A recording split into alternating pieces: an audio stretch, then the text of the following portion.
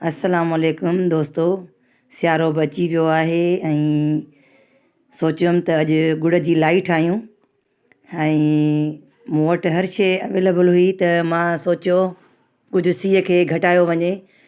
सो मां हिकु प्यालो खयों भुॻल भुॻड़नि जो। उन में किशमिश हुई, उन में अखरोट हुआ, बादामियूं हुयूं ऐं पिस्ता हुआ, किशमिश हुई।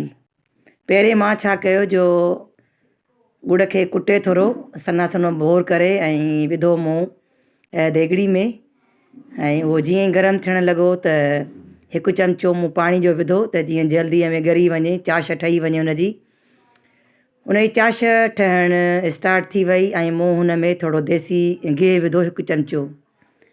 हाणे मां ॾिसां पई थोरो प्याली में पाणी खणी त चाश ठही आहे या न ठही आहे, जीअं असांजी लाई ठही वञे। पर अञा न ठही आहे, अञा हीअ कड़क कोन थियो आहे त अञा हिनखे 2 मिंट खनि लॻंदा। सो हुनखे अञा 2 मिंट पचाईंदासीं।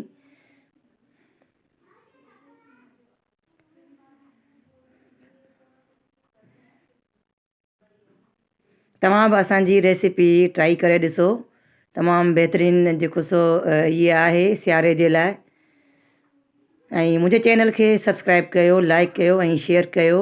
सुठी सुठी मां वीडियो पोस्ट कंदी आहियां। हिते असां हिकिड़े थाली खे ऑयल पिया लॻायूं ऐं ही शयूं आहिनि मूं वटि, ॾिसो।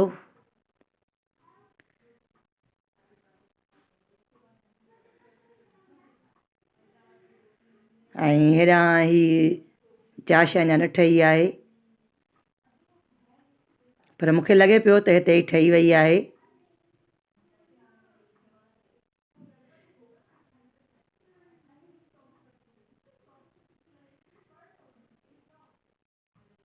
अञा 1 मिंट लॻंदो, वरी ॿीहर ॾिसूंसि था। हीअ मां 3 दफ़ो चेक कयां पई, जी हा, हे टुटे पियो ऐं हिनखे असां जेको सो थोरो घुमाए ऐं जेको असांजो मिक्सचर आहे असां वटि, असां उहो ई हिन में विझंदासीं। मां बि फस्ट टाइम पई ठाहियां, ही किथां जी मूं रेसिपी खई ही ॾिठी ही त उन खे मां ट्राए पई कयां।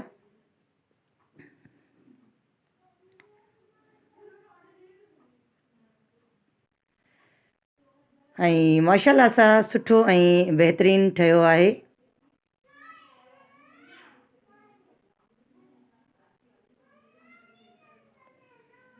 चांहि जो घर में शइ ठाहिण सां इहो महसूसु थींदो आहे त असांजी शइ बिल्कुलु ई हाइजेनिक आहे ऐं को उन में डाउट न थींदो आहे त भई साफ़ु सुथिरो आहे या न आहे। सो माशाल्लाह सां तमामु सुठी ठही वई आहे, ॾिसो। ऐं हाणे असां हिनखे लाहींदासीं जंहिं प्लेट में असां ऑयल लॻायोसीं। पहिरियों दफ़ो असां बि ट्राए कयो आहे, पर माशाल्लाह सां तमामु बहितरीनु ऐं सुठो ठहियो।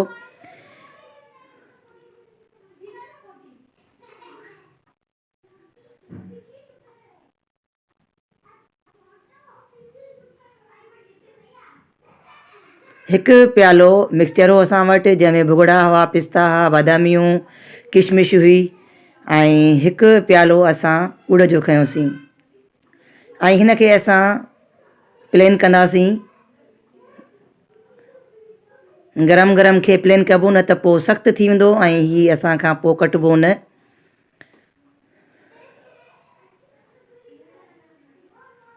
ॾिसो, मां हिनखे प्लेन पई कयां ऐं थुल्हो न थी बीहे, सन्हो थी बीहे।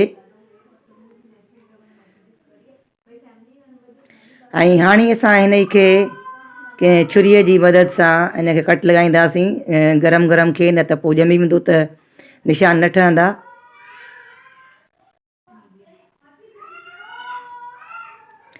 चइनी तरफ़नि खां असां हिन जा टुकड़ा टुकड़ा ठाहींदासीं ऐं हुन जा निशान लॻाईंदासीं।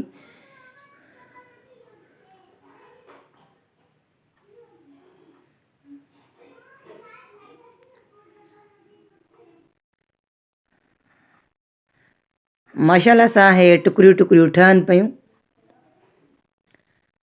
ऐं जीअं ई हीउ थधो थी वेंदो त असां तव्हांखे कढी ॾेखारींदासीं त कीअं ठहियो आहे। अचो ॾिसो पोपट, हे ॾिसो माशाल्लाह सां ॾिसो पोपट। बहितरीनु ठहियो आहे ऐं आवाज़ बि सुठो पियो अचे हिनजो। जीअं ई हीउ थधो थी वियो, टुकड़ियूं ठही वियूं त असांजे ॿारनि त उन ई महिल ई खाई ख़लासु करे छॾियो। ऐं माशाल्लाह बहितरीनु ठहियो, सुठी रेसिपी ही। ऐं तव्हां बि ट्राई कयो, तव्हांखे पसंदि ईंदो। मिलंदासीं वरी कंहिं ॿीअ रेसिपी सां। अल्लाह हाफ़िज़।